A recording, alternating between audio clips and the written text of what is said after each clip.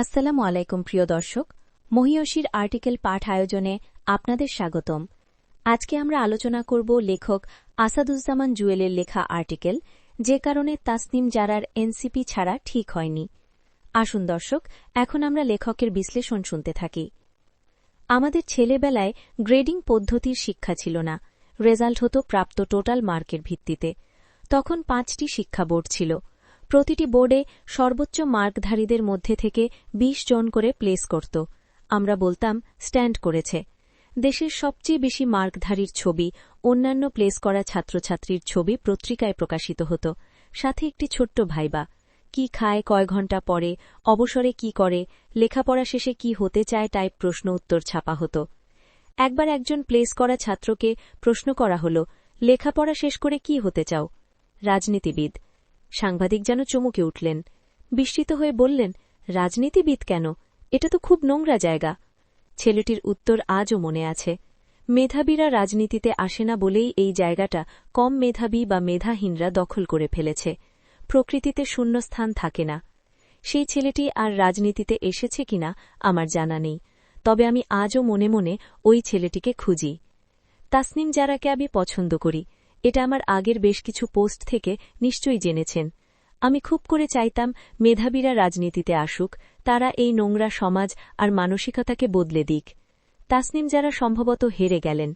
কেন হেরে গেলেন বলছি। ড মুহাম্মদ ইউনুস একবার নাগরিক শক্তি নামে একটি দল গঠন করতে চেয়েছিলেন। রাজনৈতিক দর্শন কেমন হবে তার একটা সংক্ষিপ্ত পরিকল্পনাও দিয়েছিলেন। বিদেশ থেকে ফিরে আনুষ্ঠানিক ঘোষণা দেবার কথা ছিল। বেশ আলোচনাও হচ্ছিল। দেশে ফিরে ড ইউনুস সরি বলে সরে এসেছিলেন। ড কামাল আওয়ামী লীগের রাজনীতি থেকে আলাদা স্বপ্ন নিয়ে গণফোরাম করেছিলেন। আমাদের সংবিধানের প্রণেতার রাজনৈতিক মৃত্যু সবাই দেখেছেন। দেশ বিদেশের অনেক উদাহরণ দেওয়া যায়, প্রয়োজন নেই। ড তাসনিম জারা মেধাবী, তবে রাজনীতিতে নতুন। আমার মনে হয় 5 অগাস্ট অভ্যুত্থানের আগে সে রাজনীতি নিয়ে খুব বেশি সচেতনভাবে স্টাডি করেনি। একটা সংস্কারের স্বপ্ন নিয়ে আগুনে ঝাঁপ দিয়েছে। আমরা তাকে দেখে আশাবাদী হয়েছি। তার পদত্যাগ আমাদেরকে নিরাশ করেছে। রাজনীতিতে ইতিহাস খুব গুরুত্বপূর্ণ। 1500 বছর আগের উদাহরণ দিই। আল্লাহ তাআলার প্রেরিত শেষ নবী মোহাম্মদ সাল্লাল্লাহু আলাইহি ওয়াসাল্লাম মদিনা রাষ্ট্র কায়েমের সময় সবার আগে ইহুদিদের সাথে চুক্তি করেছিলেন। তিনি জানতেন একসাথে সব ফ্রন্ট ওপেন রেখে শত্রুর মোকাবিলা করা যায় না। আস্তে আস্তে তিনি শক্তি সঞ্চয় করে সকল শক্তিকে পরাজিত করেছিলেন। তুরস্কের বর্তমান সরকার প্রধান রিসেপ তাইয়েপ এরদোয়ান তার দলের সাথে অমতের কারণে একসময় টিকতেই পারতেন না। ধৈর্য ধরে টিকে থেকে পরে দলে নিজ মতকে প্রতিষ্ঠিত করার মতো লোক তৈরি করেছেন। মালয়েশিয়ার সাবেক প্রধানমন্ত্রী মাহাতির মোহাম্মদ তার দলের লোকজনই পাগল বলত। তাসনিম জারা রাজনীতিতে আশা জাগাচ্ছিলেন। আমি স্পষ্ট দেখতে পাচ্ছিলাম কেবলমাত্র তাকে কেন্দ্র করেই এনসিপিতে একটা আশাবাদী সমর্থক শ্রেণী তৈরি হচ্ছিল। এটা একসময় মহিরুহ হয়ে যেত। তাসনিম জারা এখন কোনোভাবেই তার আসনে জিতবে বলে মনে হয় না।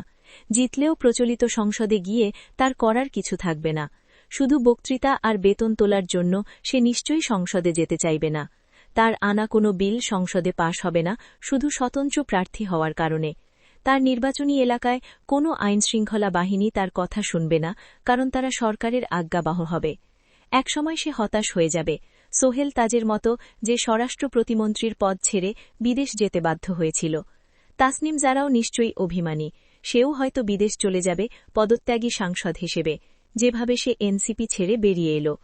লড়তে হয় ভেতরেই থেকে, বেরিয়ে গেলে লড়াইটা আর থাকে না। বেরিয়ে এসেই যদি নতুন দলের গঠনের ঘোষণা দিতেন তাসনিম জারা, তাহলেও একটা আশার সঞ্চার হতো। আমি জানি না তিনি তা করবেন কিনা, কেননা কেবল তো কয়েক ঘণ্টা হল। এনসিপি ভাঙলে সবচেয়ে লাভবান হবে যারা জুলাই অভ্যুত্থান চায়নি। তারপরে লাভবান শক্তি হল যারা না চেয়ে চেয়েও অভ্যুত্থানটা পেয়ে গেছে ঘটনাচক্রে।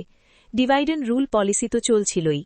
ড তাসনিম জারা কতটা জনপ্রিয় হয়ে উঠেছিল তার প্রমাণ হল তার ফান্ড রেইজিং ক্যাম্পেইন। মাত্র 22 ঘণ্টায় তার কাঙ্ক্ষিত পরিমাণ অর্থ এই দেশের ছাত্র জনতা তাকে দিয়েছে। কেউ কেউ তো 7 টাকাও দিয়েছে, 10 টাকাও। এগুলো 1 কোটি টাকার চেয়েও মূল্যবান নিশ্চয়ই।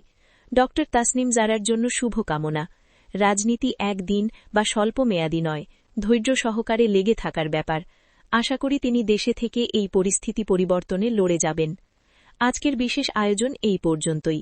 এতক্ষণ মহিয়সীর সাথে থাকার জন্য অসংখ্য ধন্যবাদ। আল্লাহ হাফিজ। ইনকিলাব জিন্দাবাদ। আপনারা কি ইসলামী দলগুলোর সঙ্গে যে জোট হলো সেই কারণে কি আপনারা আলাদা হয়ে যাচ্ছেন? আচ্ছা, আমি আমারটা বলতে পারবো, এটা ছাড়া তো আমি বাকিদেরটা আপনারটা যদি বলতে বলি। হবে। আমি এই কারণ আমি এনসিপি থেকে পদত্যাগ করেছি এবং স্বতন্ত্রভাবে ঢাকা ৯ থেকে নির্বাচন করার সিদ্ধান্ত নিয়েছি। মানে কারণটা কি বলা যাবে?